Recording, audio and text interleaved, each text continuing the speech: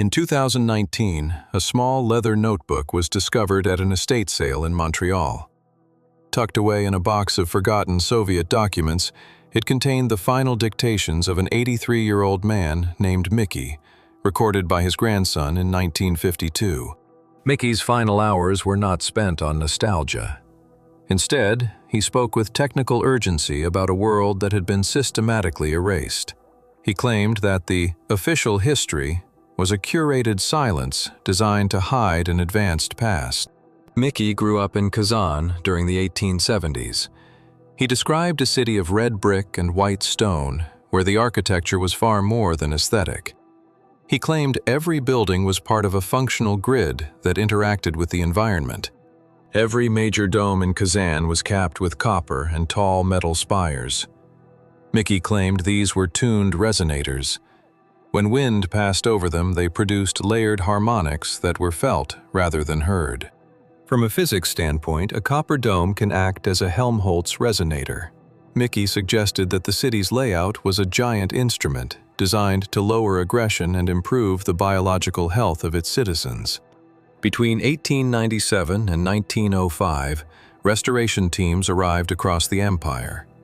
They removed the copper and replaced it with slate and lead. Officially, it was maintenance. Mickey claimed it was the systematic dismantling of a power grid. As the copper was removed, the city's harmonics vanished. Mickey's mother, who kept family health records, noted that lifespans dropped sharply after 1897.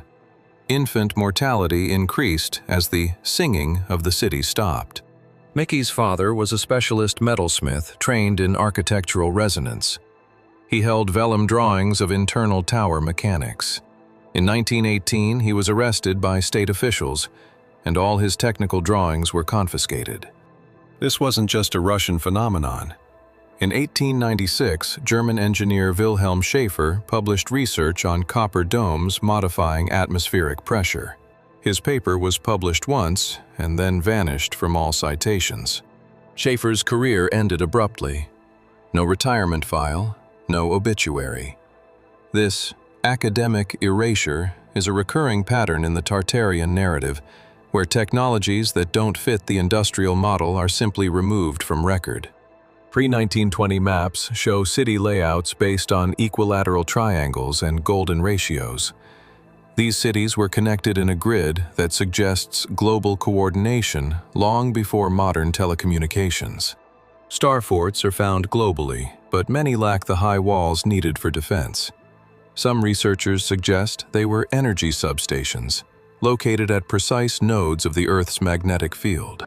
Soviet archives contain reports of mystical thinking arrests. In 1929, teacher Dmitry Petrov was arrested for telling students that old buildings had forgotten technical functions. His file survived, but he did not. In 1923, Father Gregory witnessed officials measuring the frequency of bells before confiscating them. They were documenting the tone, not just the weight of the metal. This implies the sound itself was being mapped. Civil engineer Ivan Krasov reported metallic inclusions in the deep foundations of old cathedrals in 1945.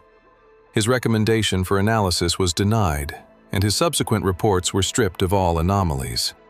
The Chicago World's Fair of 1893 featured massive white stone buildings that were supposedly temporary.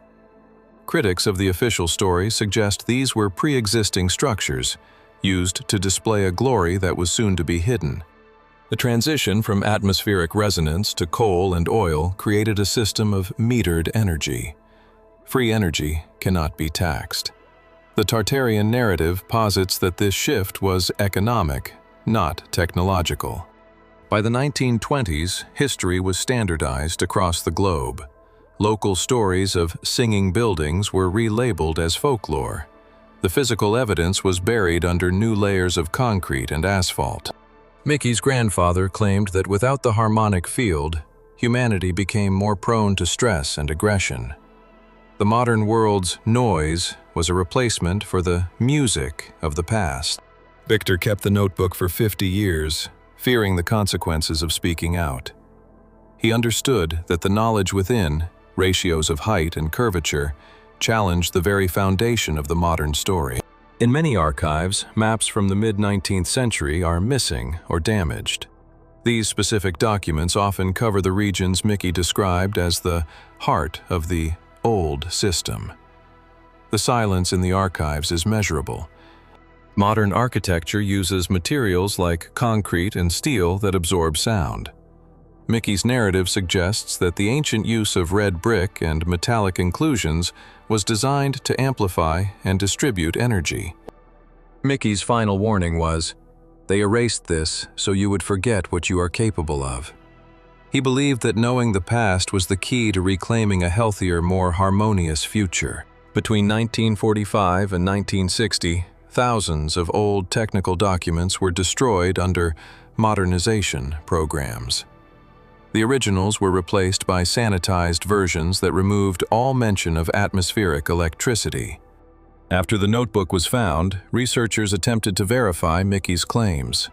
They found that the dates of restoration in Kazan archives perfectly matched the timeline he described on his deathbed. This pattern repeats in Samara, Tobolsk, and even Paris. Major structures stripped of their metallic components, their internal chambers sealed, and their history rewritten as aesthetic choice. Today, we live in the silence left behind. The towers are still there, but they are hollowed out. They are ghosts of a technology we no longer understand, standing as silent monuments to a forgotten era. This is not about proving a hidden empire. It is about asking why certain technological paths were closed. Why was the music of the city replaced by the soot of the factory? Fragments of the truth are still appearing in private collections and forgotten boxes. Every map and every letter adds a piece to the puzzle. The story of Tartaria is a story of rediscovery. The foundations are still beneath us. The ratios are still in the stones. The past hasn't disappeared. It is waiting for us to stop accepting the curated silence and start listening to the echoes again. Today, the massive foundations beneath our modern cities, the names erased from maps, and the unexplained architectural wonders whisper a single truth. History is always written by the winners. But the facts remain, waiting to be rediscovered among dusty archives and forgotten narratives. Is Tartaria merely a legend? Or is it the victim of a deliberate operation to erase our collective memory? The answer might be hidden in the very details of the ancient buildings we look at every day, but fail to truly see. If you want to continue uncovering these dark chapters of history with us, don't forget to like the video and subscribe to the channel. Thank you for watching, and we'll see you in the next mystery.